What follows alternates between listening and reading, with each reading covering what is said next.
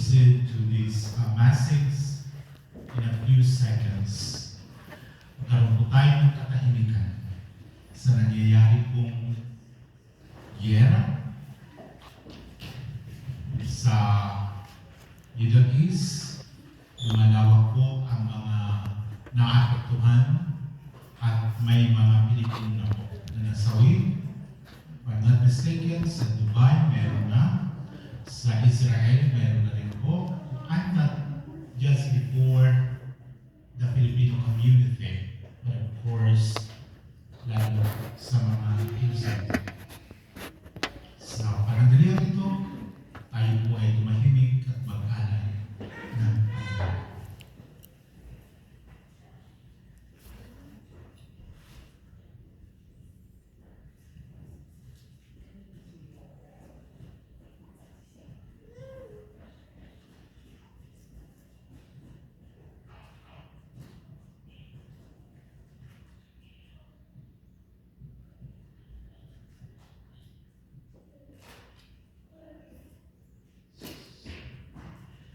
Amen. Again, good afternoon po sa ating po lahat at purihin po natin ang Diyos. So, our text from the New Testament, 2 Corinthians chapter 13, verse 5. If we try to go back to that book, mga kapatid po po'y sinulat po ni Paul to the Corinthians. And the church at the time, that the Corinthian church has been influenced by false teachers. If we say false teachers, they have their also set of doctrines. They know the Bible. They know everything what is happening in the church. But at the back of that, may mali na nakikita si Paul sapagkat yung kanila pong mga teaching hindi po nakaangkla. When we say hindi nakaangkla, hindi po theologically sound, hindi po nakikita yung pong katuruan na dapat makita lalo higit sa buhay ng Diyos at sa pamamagitan ng kanyang anak na si Kristo Jesus. So they call this false teachers as super apostles. When we say super apostles at the time, they think that they knew everything. Yung sa salita ng mga estudyante namin sa Pilipinas, bida-bida. Alam niyo po yun yung bida-bida? Yung alam niya lahat. Pag tinanong mo, ay alam ko yan. Ganitong sinasabi niya. Pag tinanong mo, alam niya lahat. When you talk about the technology, alam din niya lahat. When you talk about farming, alam niya lahat. So in any fields, alam niya lahat. Bida-bida ang tawag niyan. They call it super apostles. Ito po yung mga super apostles or yung mga false teachers na kumokontra kay Paul.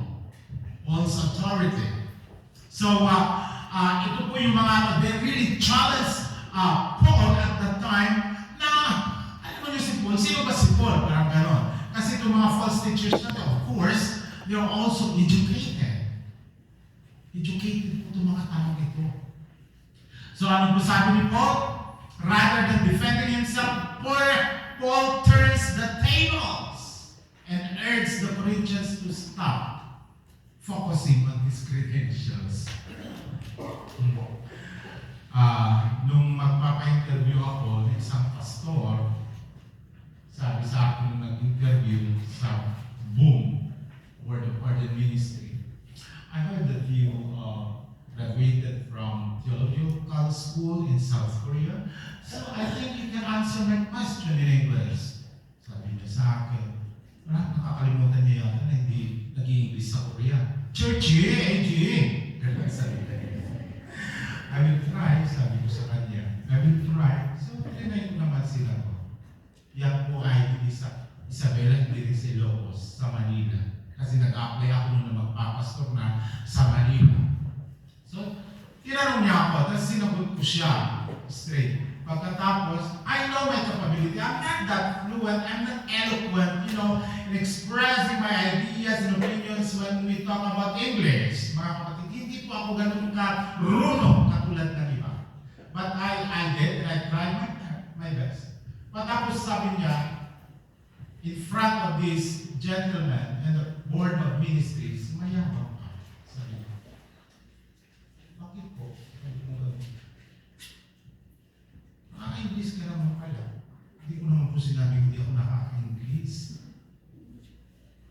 Wala po akong sinabing hindi ako nakaka-English. At least, alam ko sa sarili ko na hindi ako ganun ka-eloquent mag-English. At tapos sabi doon sa kaibigan ko, mayabang po kaibigan mo. In front of this board of ministries. So umiyak ako. Umiyak ako talaga kasi napahiya ako Napahiya ako. Mga kapatid, ito yung mga leaders na nakakatakot. They might after your grammar and everything, the way you express your ideas and everything, but hindi nila nakikita na hindi po sa paraan ng pagsasalita, lengguwahe na gamit, upang makita kung gaano ka ka-commitment sa trabaho na ibibigay ng Diyos. Amen? They're not even asking you if you are good in this and that. Bakit yung iba nakakasurvive naman kahit paano? And you should always remember this, that in South Korea, they're only using their own language in preaching and everything. Hindi ko po din ito. Ang point dito is, ito yung mga klase ng tao na nakakatakot. That if they know everything, that includes, of course, the rules and the grammars and everything, they even check it. Nakakatakot. Kaya sabi ni Paul, stop looking at my credentials. Instead, they call them to test their own spiritual condition. Mga kapatid, minsan nakikita po natin yung pagkakamali ng iba. At umaabot po tayo kung saan sila graduate. Sa mababang paro lang naman pala graduate. Hindi ko makilala yung school niya eh. Again, another bad experience. Nung, nagpakilala ako sa isang pastor, sa Pilipinas din. Pagkatapos, tanong niya agad sa akin, saan pa kayo graduate pastor? Ay, sa Union Theological Seminary. Sabi ko sa akin, oh, never heard that school. Ay, sorry. Hindi mo pa pala naririnig yung school na yun. Sabi ko sa kanya, actually, it's a school that combined the word by the two big churches in the Philippines, the UCCP and the United Methodist Church. Never heard of this school. Sabi ko naman, hindi, okay lang. Then after that, hindi naman nagtagal siya sa ministry. Mga kapatid, bakit po tayo after lagi sa credentials? Ito yung mga tinatawag po natin false teachers or super apostles because gusto nila perfecto. On the dot, pagkatapos dapat ganito yan, so on so forth. Mga kapatid, kaya sabi ni Paul sa kanila, examine yourself to see whether you are in faith. Tignan ninyo ang mga sarili kung ito po ba ay naayon pa rin sa pananampalataya. Mga kapatid, as we observe the Lenten season, it is important for us to have this self-examination. Self-examination is the intentional practice of reflecting on one's thoughts, actions, and motives in the lives of God's students. Yes, sabi ko ni Psalmist David, search me, O God, and know my heart. Test me and know my anxious thoughts. See if there is any offensive way in me, and lead me in the way everlasting. This is the right time for us to do the self-examination as an individual, mga kapatid, kung nakalinya po ba ang ating buhay at pananampalataya sa Diyos. Because in the Christian journey, I believe that self-examination is vital for a genuine spiritual growth and transformation. Mga kapatid, pag hindi po natin ginawa itong self-examination na ito, baring kung natin Ilocano. but this is the right time. May mga iba na nagpapakita ng kanilang parang pagkabibutante. May mga ganun pa rin ako nakikita. Practice yan nung unang panahon at hanggang ngayon gawa pa rin nila. Naglalagay sila ng panyo dito na parang kakalubog talaga, bigat-bigat talaga, parang seryoso. I'm a sinner, Lord. I'm a sinner, forgive me. That Sunday, Monday, balik sa dati. Self-examination must be genuine, my dear brethren. At this moment, as we celebrate the Lenten season, it's time for you to reflect who you really are in the eyes of God, not in the eyes of man. It is easy and often comfortable to overlook our own faults or justify our shortcomings. Human nature yan. Wala naman akong pagkakamali. Bakit? Yun ang pagkaalam natin. Wala tayong pagkakamali, mga kapatid. Madalas po ganun po tayo. Takot po tayo na magkaroon. Kahit naman sa mga examination, sabi ko nga kay aking may bahay, saka na tayo apply ng PR kasi may exam pa rin ng English language. So, mahirapan po tayo. At least pag 55 na 56, hindi naman. Diba? Palusot eh. Palusot na gano'n. May mga kinatatakutan po tayo. But we need to try self-examination para mas maintindihan natin. Simply self-examination is a process of looking inward, assessing and evaluating oneself in the light of God's Word. As a Christian, ito yung pagtuloy mo sa sarili mo, hindi sa panlabas. Ulitin ko, pansarili, sa loob. Then try to assess. At pag ginawa po natin ito, it must be in the light of God's Word. Because self-examination is not about self-condemnation. Hindi pag ang self-examination, sasabihin po na, makasalanan ako. Hindi po yun. Pag self-examination, pag totoo po tayo, tinutulungan mo ang sarili mong makita kung ano talaga yung dapat ayusin sa'yo. Ayusin sa atin.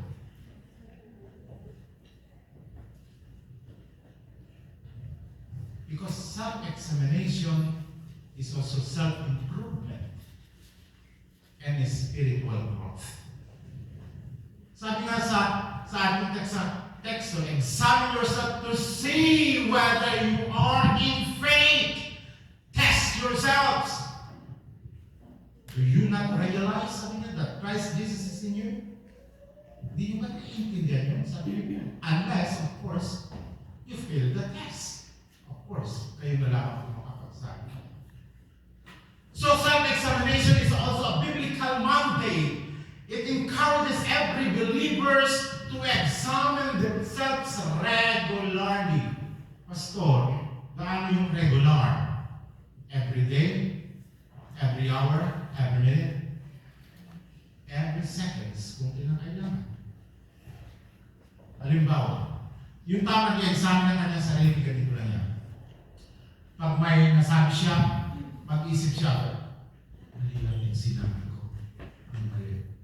Pagkatapos, pag na-realize na may mali, hindi na siya nag-iisip ng marami pang oras at tanong. Naku, pasensya ka na mali yata yung sinabi ko. Sorry. Na-offend ba kita? At least honest na tayo. Because everyone ought to examine themselves before they eat bread and drink from the cup. 1 Corinthians 12:20. As we have this communion service today, my dear brethren, it is important for us to know ourselves, to know our relationship with God. Because all of us in this church and in this room at this time, it's not again exclusive, as you heard from a priest, that taking communion is exclusive only in their religion. No! Communion is inclusive, meaning to say it's open for everyone. When Jesus said, "This is my body and my blood," He said that this is my body and my blood. It's for you. Hindi ko niya sinabi, para lang sa ganitong religion. So what is the purpose of self-examination, my dear brethren? To identify our sin. Search me, O God, sabi ko ni David sa ating text 139:23-24. So, search me, O God, and know my heart today. Dito po ginamit yan yung things na yan. Mga kapatid, si David at that time, sigurado siya, sabi niya, Lord, search me. Agsipod ka kapsat nusan na kinapod no ti panagpamati tayo. How can you give a true and genuine worship to God if there's something wrong within you? No need to explain. Ang unihan ko Diyos, alam ng Diyos, yung laman ng ating puso. Self-examination help us to identify our sin. Self-examination help us to grow spiritually. 2 Peter 3:18, but grow in the grace and knowledge of our Lord Savior Jesus Christ. To Him be glory both now and forever. My dear brethren, lumalabo ang isang taong nagkakaroon ng honest and genuine self-examination. Higit lalo na nakapalalim ang kanyang relasyon sa Diyos. Identify our sin, we grow spiritually, and of course, maintain a healthy relationship with God. Mga kapatid, tignan po natin. Pag tayo po'y physically, emotionally not good, nakakapag-perform pa ba tayo sa ating trabaho? Of course na. Tama? Pero pag healthy po ang katawan mo, lahat, nagiging ano ka, nagiging productive ka, marami kang nagagawa. Same way, in our spiritual relationship with God. If you're not true to yourself, if there's a sin na hindi pa rin natin hinihingi ng kapatawaran sa Diyos, yun po yung isang dahilan. Bakit parang hindi natin nararamdaman ang presensya ng Diyos? James chapter 4 verse 8, come near to God, and He will come near to you. Wash your hands, you sinners, and purify your hearts, you double-minded. Yun. When you say wash your hands, mga kapatid, hindi po literal. Ito, nahugasan mo ang kamay mo. Ang paghuhugas ng kamay at pagpapakita ng paghugas ng sarili sa kasalanan na nagawa po natin para ma-purify po ang ating puso upang makapagbigay po tayo ng totoong papuri at pasasalamat sa Diyos. Huwag po tayo maging double-minded. Ibig sabihin, mga kapatid, pwede ka dito, pwede ka rin dito, kung saan ka nakikinabang, doon ka. Kaya pag may katuruan ng isang iglesia na hindi maganda, dito na lang ako. Nagtapayas pala yung church na yan. Ay, dito na lang ako. Walang offering ang church na to. Gusto niyo po ba yung church na walang offering? Pwede naman, mga kapatid. Pwede naman mangyari. Pwede naman mangyari ang church na walang offering. Basta magtiis po tayo kung saan po tayo pwede mag-worship. O sa next na sa subway tayo sa Yam. Next sa park, maganda na ang panahon. Sa ganito po tayo. Next, pwede po yung mga ganun. Kaya, I asked the Lord kung pwede tayo makatipid. Bakit hindi tayo ganun? Mga kapatid, yung makita man lang natin sa ating puso, yung sinasabi ko ni Paul na ito, kailangan po tayo bilang isang individual. So I suggest, the process of self-examination is simply, first and foremost, you need to pray. You need to pray. You need to humble yourself before God because self-examination should always start with prayer. Ulitin ko, sabi po ni David, search me, O God. Ito po yung prayer po ni David. Pray natin. Sabi po natin, Lord, sukimatin ka ni ating puso kayo ng Panginoon. Tulungan mo po akong makilala, maging mapagpakumbaba para malaman ko ang kahulugan sa aking buhay. And of course, you need to read the Word, God's Word. My dear brethren, it is vital, crucial as an individual believers that we have to read this Word. Nabasa mo na, memorize mo na lahat ang sinyalis ng horoscope. Genesis, hindi mo alam kung una o pangalawa. Pangalawa ba yun? Ano ba? Anong pangatlong book sa Old Testament? Ano? Titus? Leviticus. Very good. Ano po yung panghuli na Bible sa New Testament? Revelation. Apocalypse. Revelation. At least pasado pa rin naman tayo. Okay. Pagkatapos pag tinanong mo na, ay memory verse ka ba? Ay marami. Ito, basahin ko sa iyo. Pero bubuksan niya ang kanyang cellphone. Memory verse ka. Mga kapatid, we need to ask God through His words. And until such time, magagawa po natin yung tinatawag po natin confession. This little season, it is important to us as an individual to do this. Pag nagawa po natin mga kapatid, nagkakaroon po tayo ng freedom. Alam po yun? Your freedom from guilt and shame mismo sa sarili mo. Kasi alam niyo yung sarili niyo eh. Alam niyo, kayo po yung nakakaalam. Only you and God. Alam niyo yung sarili niyo. I'm not a pastor to judge you, but you know yourself. And this is a good point for us to at least start evaluating ourselves, examining ourselves, ano yung mga aspeto at buhay po natin na dapat ayusin. Because God is gracious, God is good, God is love, and is willing to forgive us. That's why He gave His only begotten Son for us. Romans 8:1, therefore there is now no condemnation for those who are in Christ Jesus. Mga kapatid, pag willing po tayo, nakapatawad po tayo ng Diyos.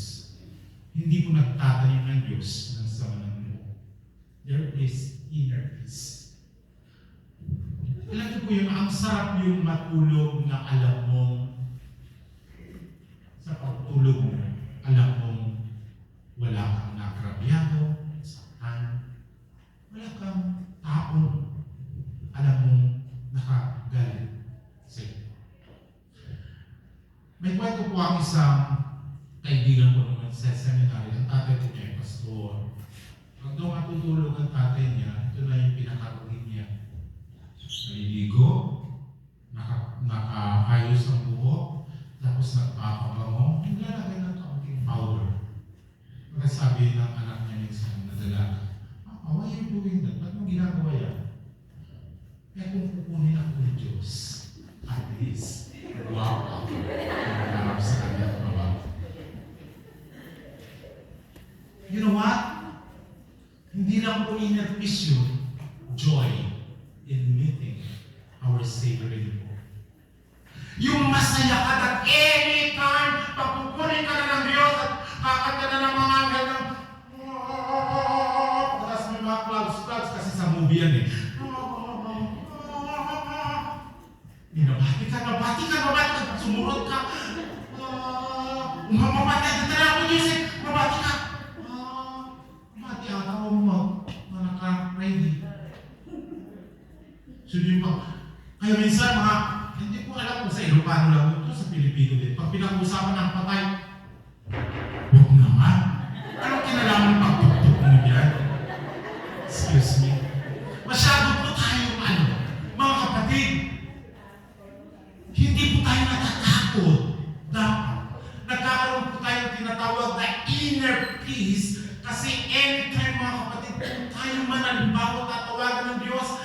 kapayapaan ng ating puso at isipan. Pero siyempre, at the back of your mind, sasabi niyo sa akin, huwag muna ngayon, Pastor. Magbabalak pa kami uuwi ng Pilipinas. Hindi ko naman sinasabi ko yan. Mga kapatid, kailangan ko natin. But I know that there are challenges that we need to face when we do the self-examination. First, yung self-denial. Alam niyo po yun?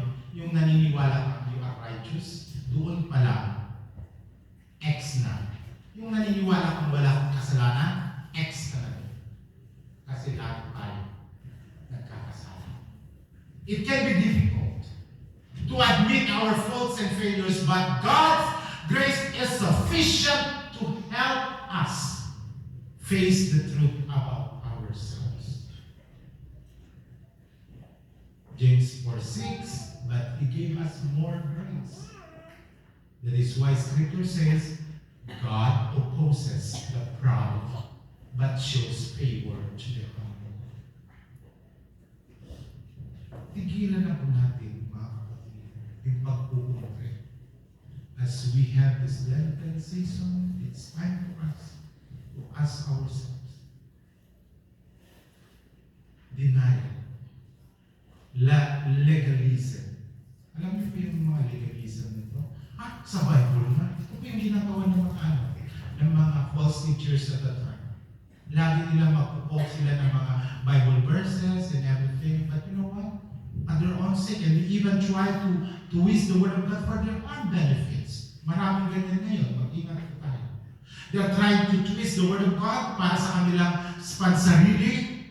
Mag-ingat po tayo. Kasi baka mapapaniwala po tayo, lalo na pag magaling sila magsalita. Mag-ingat po tayo. Ephesians chapter 2, verse 8 to 9, for it is by grace you have been saved. Sa pamagitan ng grasya ng Diyos, tayo po ay maliligtas through faith. Sa pananampalataya. This is not from yourselves.